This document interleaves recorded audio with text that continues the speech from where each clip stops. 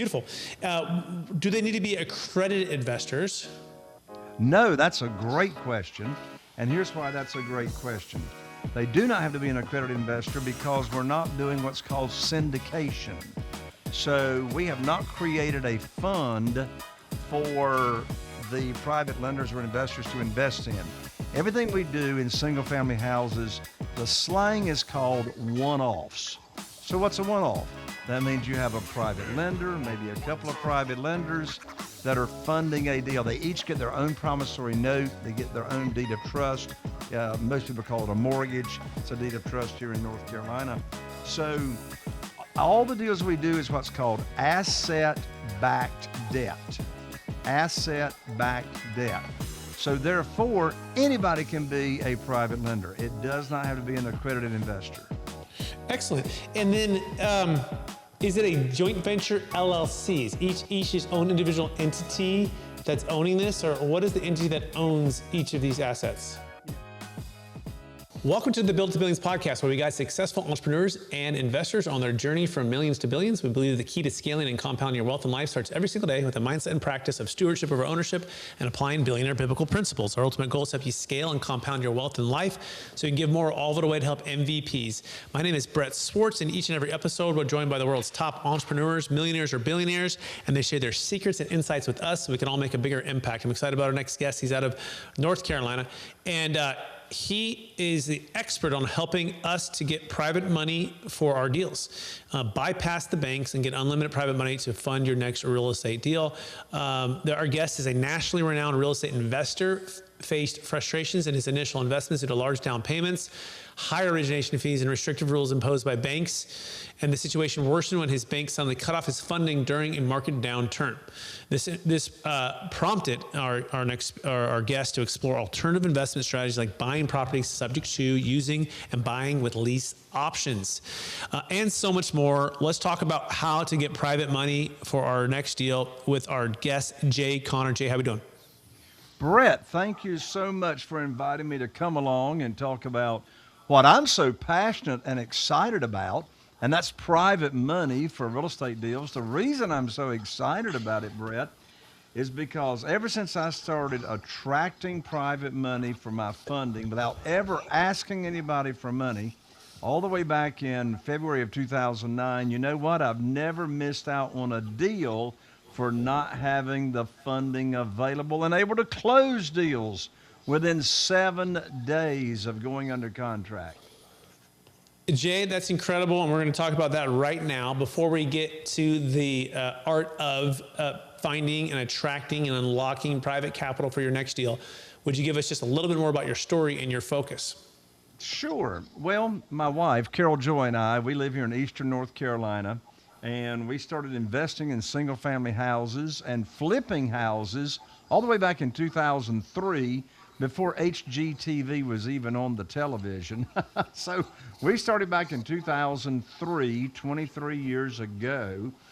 And Brett, those first 6 years, from 2003 until 2009, the only thing I knew to do to get funding for my real estate deals was go to the local bank.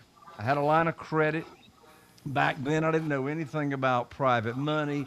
In fact, if you had a decent credit score, you could get an unsecured line of credit. I had a $250,000 unsecured line of credit when I started out.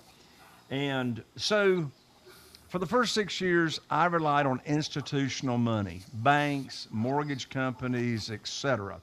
But everything changed, Brett. Everything changed. In January 2009, I called up my banker. His name was Steve, and I thought I still had a line of credit there. I had 2 houses under contract to purchase, and I learned over the telephone that my line of credit had been closed with absolutely no notice to me.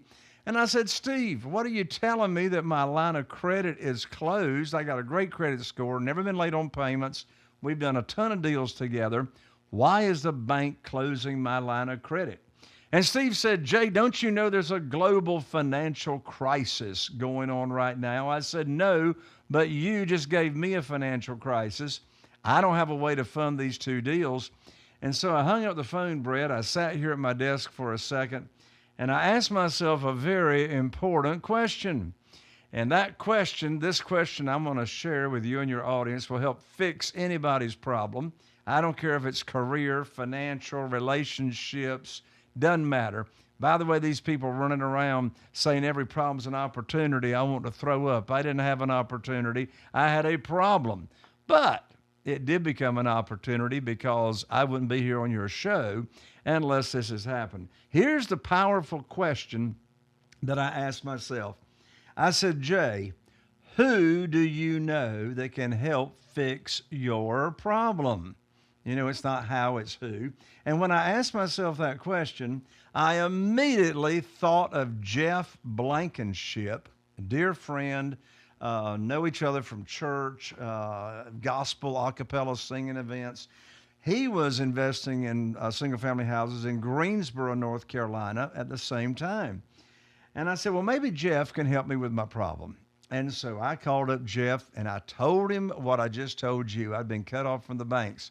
Jeff says, well, Jay, welcome to the club. I said, well, I'm not sure I want to be a member of that club, but what club are you talking about? He said, well, that's the club of experiencing the bank cutting you off with your line of credit. I said, well, Jeff, how are you going to get your deals funded? He said, well, have you ever heard of private money? I said, no. He said, have you ever heard of self-directed IRAs where people can take existing retirement funds, transfer them with no tax effect, no penalties, to a self-directed IRA company and then loan that money out to us real estate investors, and the interest we pay them is either tax deferred or tax free? I said, Jeff, I don't have a clue what in the world you are talking about. I said, what's private money? He said, well, I'm not really sure, but there's this gentleman down in Jacksonville, Florida, by the name of Ron LeGrand. I said, who's Ron LeGrand? He says, really? They don't know that either.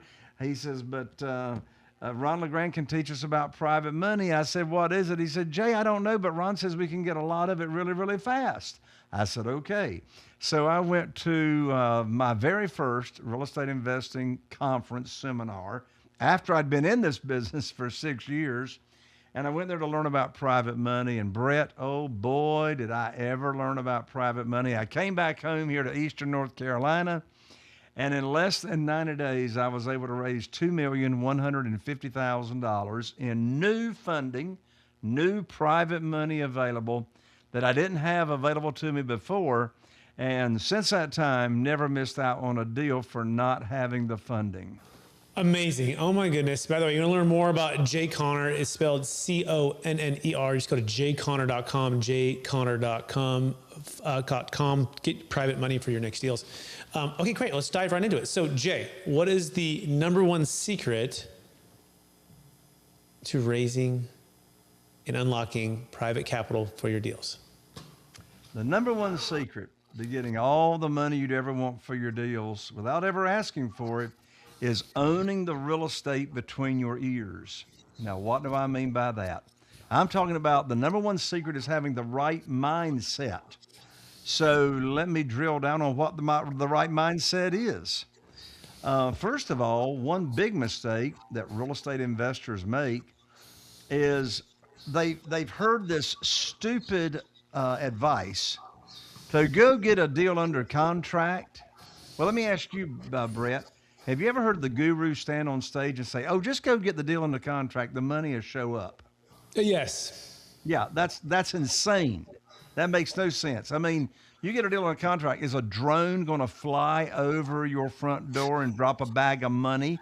Because, you know, they'll say money finds good deals, right? You've probably heard that. Right. Money finds it. Yeah, that's stupid too. Has money got legs? It's running around looking for deals? No. It seems to make sense to me, Brett, in a very contrarian viewpoint. Get the money lined up first. There's always going to be deals. There's always going to be deals, right? So that's the first part of the mindset. I mean, the worst time to be raising private money is when you need it for a deal. That's the worst time. Another part of the mindset, and I really had to get my mind wrapped around this, Brett. You know, the traditional way to think about borrowing money, the traditional way to think about it is whoever's loaning the money makes the rules. That's all we've been exposed to. Whoever's loaning the money is the underwriter. Whoever's loaning the money sets the interest rate, the frequency of payments, the length of the note. Well, there's the mindset you got to shift 180 degrees, because guess what? In my world, and my thousands of students and clients that have worked with me, the mind shift is we make the rules. We're not asking for a mortgage. We're not asking for a loan. We're offering an opportunity. That's the big mind shift right there. You see, Carol Joy and I, we've had 47 private lenders funding our deals over all these years. And you know what's interesting, Brett? Not one of them ever heard of private money. None of them ever heard of private lending. None of them ever heard of self-directed IRAs until I did what? Until I put on my teacher hat, which says private money teacher. So that's the next big part of the mindset. View yourself as an educator. None of these people, none of these 47 people, they're ordinary people loaning money out to us from their investment capital and or their retirement funds. So view yourself as having a servant's heart that is exposing ordinary people in your network to this opportunity. And so, you know, we teach the opportunity. The interest rate, it's 8% across the board, 8%. No origination fees. We don't borrow more than 75% of the after repaired value. I didn't say 75% of the purchase price. We always bring home a big check when we purchase a property without taking any of our own money to the closing table. And so we teach and share the opportunity, and then they tell us how much they got to work with. Do they want to use retirement funds? We'll introduce them to our self-directed IRA company that we recommend all of our new private lenders to. They'll move their money over if they're using retirement funds. And then, Brett, we call them up with what we call the good news phone call. And the good news phone call is I'm calling them to just simply deliver, because I told them I'd put their money to work, to get it invested just as soon as possible. And you know, Brett, we never ask for money. Here's another part of the mindset. Separate the conversations between exposing someone to this opportunity to become a private lender and then having a deal for them to fund. Desperation has a smell to it, right? So we never talk about a deal that we need funded in that initial conversation. So it's the educating, teaching. They tell us how much they want to invest, and then we come back to them with the good news phone call. I'm going to give the script right now, Brett, and then I'm going to turn it back to you. Here is the exact script of exactly what to say when you've got a deal for your private lender to fund. So the best way I can do this is with a little bit of a role play. So Brett, let's say that you are one of my new private lenders. We've known each other. Let's say we go to church together, whatever. We've known each other for some time. I've taught you, I've educated you on the opportunity. You love it. And let's say that you had $150,000 collecting dust in an old 401k at a previous employer. And so you have told me you want to invest $150,000. You like the sound of an 8% return. And so let's also assume I've introduced you to my self-directed IRA company and rep. And let's say you've moved that $150,000 over to the self-directed IRA, and you're waiting for me to deliver on my promise, which is putting your money to work putting your money to work and be invested as soon as possible. So I call you up, you answer the phone, we have a little chit chat, and here's exactly what I say. I say, Brett, I got great news for you. I can now put your money to work. I've got a house in Newport, North Carolina under contract with an after repaired value of $200,000. Now the funding required matches up to what you have at the self-directed IRA company. That's $150,000. And closing's going to be next Wednesday, so you'll need to have your funds wired to my real estate attorney's trust account by next Tuesday. I'm going to have my real estate attorney email you the wiring instructions. That's the end of the conversation. The most stupid thing I could do is say, Brett, do you want to fund the deal? Of course you want to fund the deal for three big reasons. Number one, you loved the program and you trusted me to move your $150,000 over to the self-directed IRA. Secondly, you're ecstatic to fund my deal because you know I'm not going to bring a deal for you to fund that doesn't match the criteria of the underwriting that I already taught you. I already taught you I'm not going to borrow more than 75% of the after repaired value. I told you in the good news phone call that the after repaired value is $200,000 and I'm going to borrow $150,000, which is 75%. And thirdly, Brett is ecstatic to fund my deal because he's not making any money until I get his money invested. So can you start to see the progression of introducing, educating the opportunity, the private lender's excited, they want to get involved, and then you're simply delivering on your promise and having a deal for them to fund. Jay, I'm ready to go. I absolutely can. And by the way, I took tons of notes here, and I hope you did too, anyone listening out there. And I love how simple you make it, and you've broken it down here. Just to clarify the after repair value, right? And so if it was $1 million, let's say, was the after repair value, you would only loan, or take a loan out of $750,000. And then what is the average time that it takes for these deals to turn over and flip and the money to come back? What does that look like, Jay? Depending on the scope of the renovation, because most of these houses that we buy are in distress. They do need renovation. And typically from the time we close on it and the general contractor gets there and finishes it, and then we put it on the market to sell, I mean, we turn these homes into looking like brand new homes, smelling brand new, looking brand new. So from start to finish, it could be 9 months, on the long end. Okay, good. And then the 75%, I'm curious. Maybe it was 65 at one point, maybe it was 85 at one point. How did you settle on 75? Well, 75% gives the private lender a really, really nice equity cushion between what the after repaired value is versus what we're going to borrow. Now, when we borrow that money, we're going to be bringing home a big check when we purchase because we're buying it at a steep discount.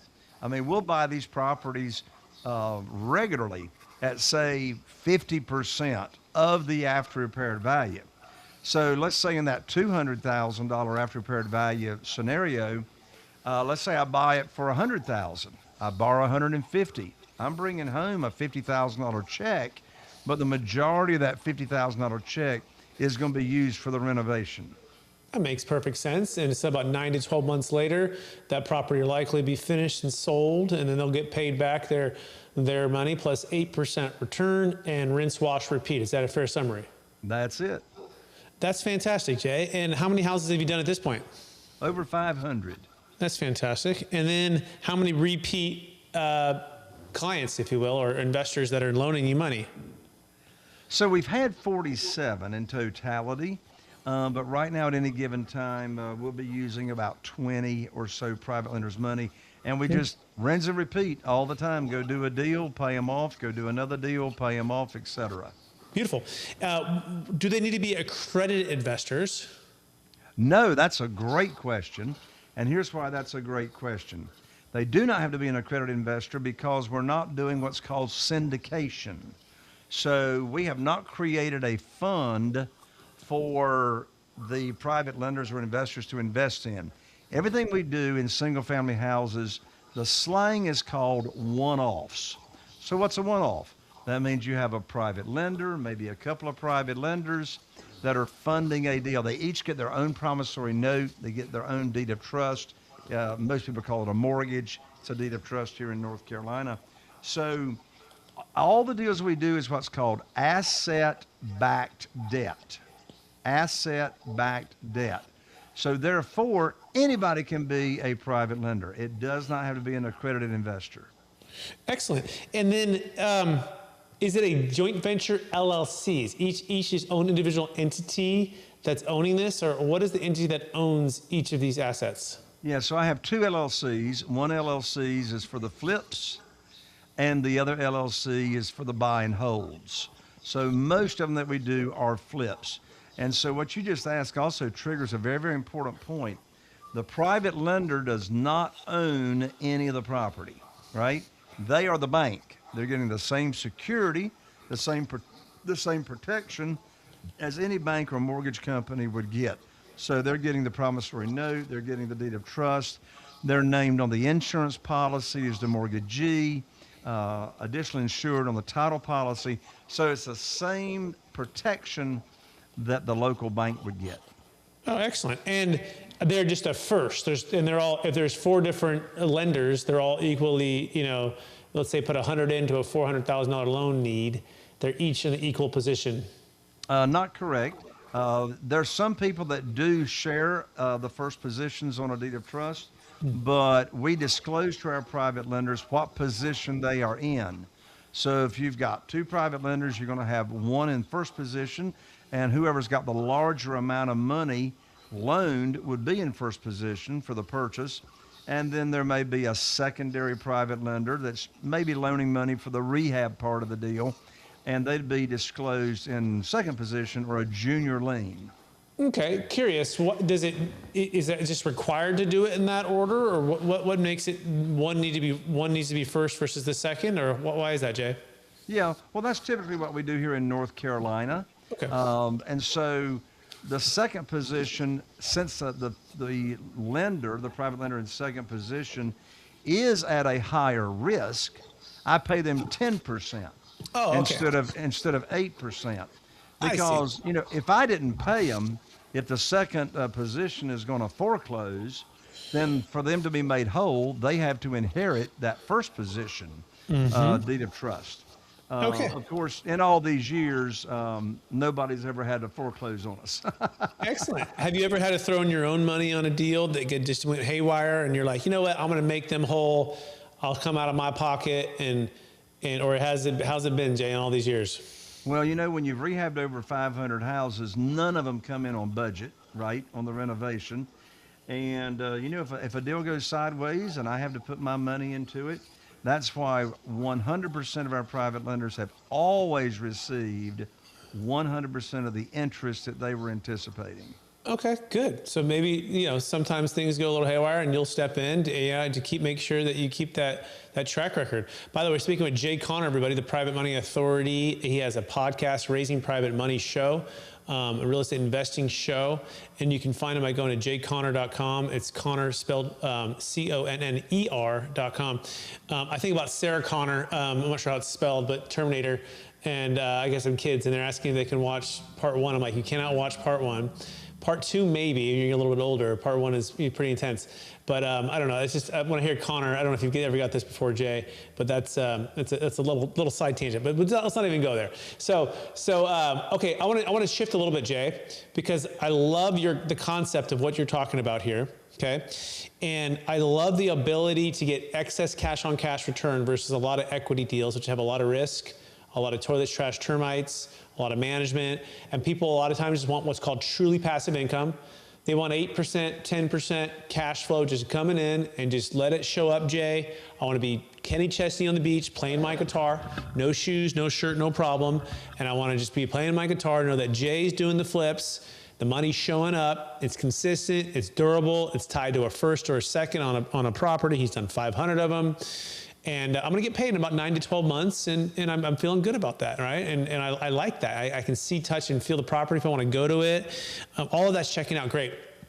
So we use an installment sale, which is a promissory note with a trust, for people to exit large real estate assets, large businesses, large primary homes, large Bitcoin or stock positions. But Jay, without any need for a 1031 exchange. Okay, so I will call someone and I'll say, hey, Mr. Seller, sounds like you're going to be exiting this large property. Are you excited to pay 20 to 50% in tax? And they say, Jay, no, Brett, I don't want to do that. And I said, well, are you excited to overpay for a 1031 property in a short period of time? And they say, no, I don't want to do that. And they go, I want to put stuff into private credit.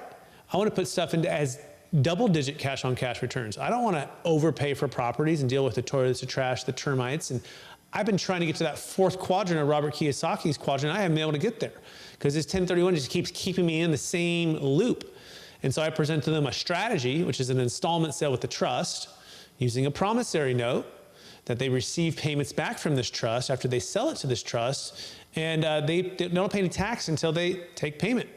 Now we have the buyer lined up, and it's a three-party transaction, and the smoke clears, and the seller's left with the promissory note, and the funds are sitting at Charles Schwab.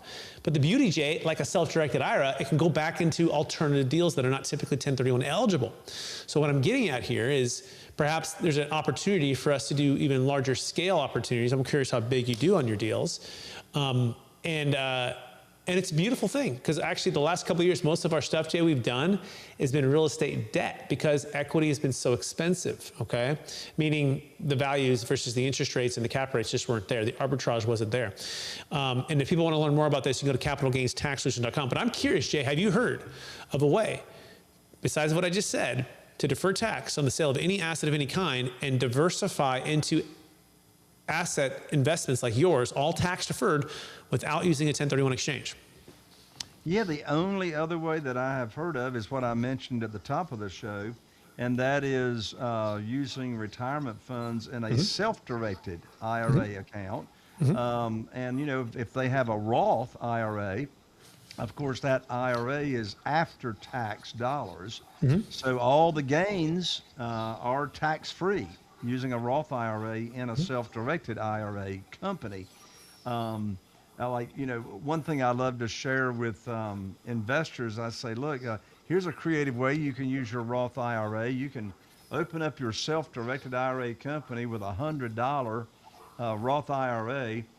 You can go get a real estate deal under get an option on it, and pay $100 from your self-directed Roth IRA account, and then you can sell that option and get an assignment fee, say for $20,000, and sell that option, assign that option to another real estate investor. And guess what?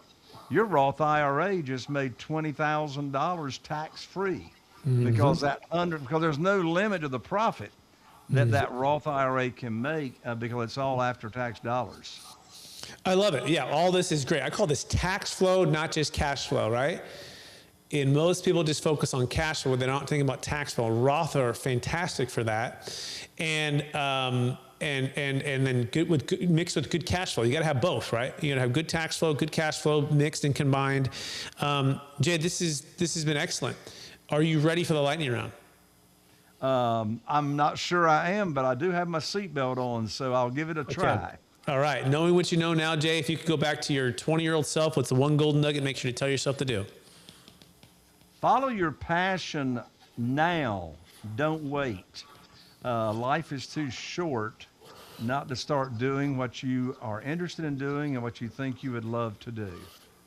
Fantastic. Question number 2. Number 1 book you've recommended the most in the past year? University of Success by Og Mandino. It changed my life when I was 24 years old.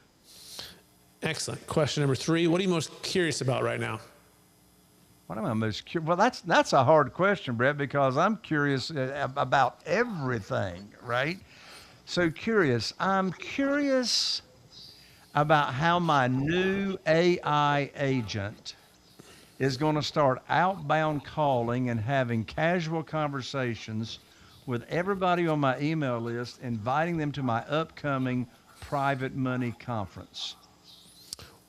Hey, that's cool. When is the private money conference happening? Yep. And what are the details in case someone's listening and wants to get there? Sure. So the private money conference, there's not another conference like it on the planet. You can check it out at www.theprivatemoneyconference.com. And it's June 10, 11, and 12. It's a $3,000 event for you and a guest. But since you are here at Brett's show, that URL I just gave out, theprivatemoneyconference.com, you get to come for a registration fee of $97 for you and a guest. Fantastic. Check that out, everybody. ThePrivateMoneyConference.com, ThePrivateMoneyConference.com, June 10th through 12th. Next question. Number one leadership quote or theme that you strive to live by? Successes are scheduled, quote unquote. Meaning, don't try to run your day and your week by the seat of your pants. Schedule on your calendar the behaviors and the task to do that will get you to where you want to be. Simple enough. I love it. It's great. Last question, we'll wrap it up, Jay. After all your success, helping all the clients you've helped build wealth in a meaningful way, also all the houses that you've flipped and helped to create great housing for folks, what is the best way that you found to stay centered in your values and keep a stewardship mindset over ownership? Being very involved in 2 masterminds. And the reason that has kept me centered is because I'm staying centered around people that have like-minded faith, like-minded core values, and we challenge each other, but we keep it centered with a servant's heart. Masterminds. Jay Conner, this has been amazing. I want to thank you for sharing your wisdom, your insight. I can tell why you're the authority on private money, and I want to encourage you to keep using your gifts and talents to help more and more people create and preserve wealth, help with the housing crisis, all of it, what you're doing. Thank you. For our listeners who want to get in touch with you, one last time, what's the best place for them to find you? The best place to find me is to take advantage of my free gift, because it will connect you right to me. And my free gift is my private money $1 million scripts. So I've got a collection of exactly what to say to potential private lenders. And you can download my very first script. It's called the Curiosity Opener. And you can download that private money script at www.jayconner.com/scripts. jayconner.com/scripts. And you'll have that PDF right there in your hand, and you'll be connected with me. Phenomenal. Thank you, Jay. I also want to thank all of our listeners, you who are out there listening and are watching or viewing this on our YouTube channels. This is another episode of the Building to Billions podcast, also Capital Gains Tax Solutions podcast. I want to encourage you to take action today. Hey, we're on this journey with you to scale from millions to billions. We can give more all the way to help MVPs, the most vulnerable people. And I want you to connect with Jay if you're interested in private money, or someone that you might be interested in private money and raising capital or bringing capital to deals. Not raising, because not syndicating, but bringing capital to unique one-off deals for fix and flips, small, or even larger deals. Yeah, listen to Jay. He's the authority on that. And of course, if you have a large exit coming up, we want to encourage you to pick up the book, Building a Capital Gains Tax Exit Plan, right? You spend 10,000 hours building your business or pouring into your real estate.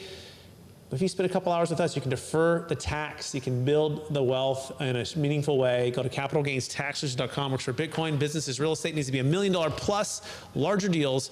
capitalgainstaxsolutions.com. I'm Brett Swartz, and I appreciate you listening or watching out there, and we'll talk to you again soon. Bye now.